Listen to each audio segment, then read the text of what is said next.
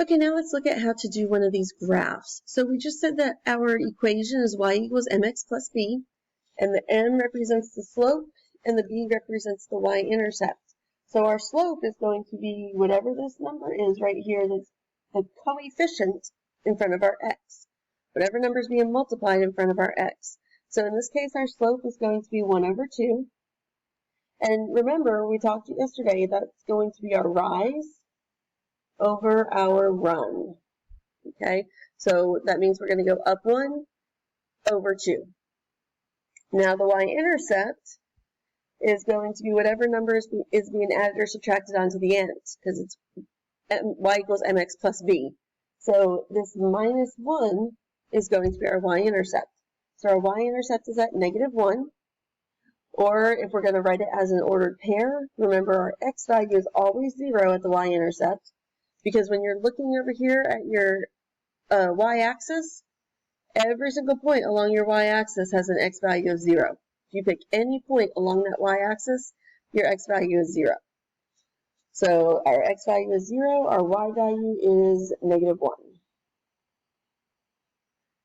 So now we can graph this. I'm going to start by graphing my y-intercept. You can think of it as being the B is for begin.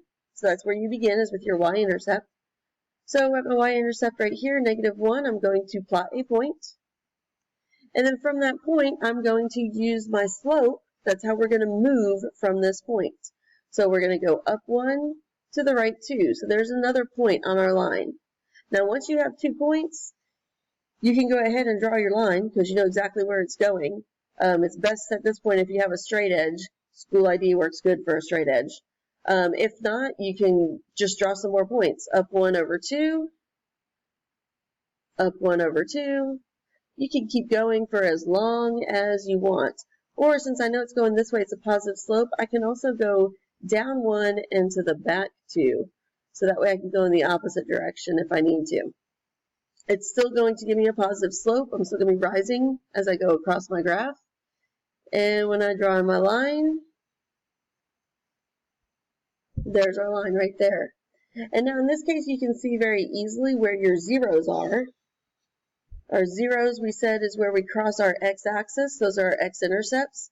So right here we have a 0 of 2. Or if we want to write it as an ordered pair, our x value is 2, our y value is 0. That's why it's called a 0.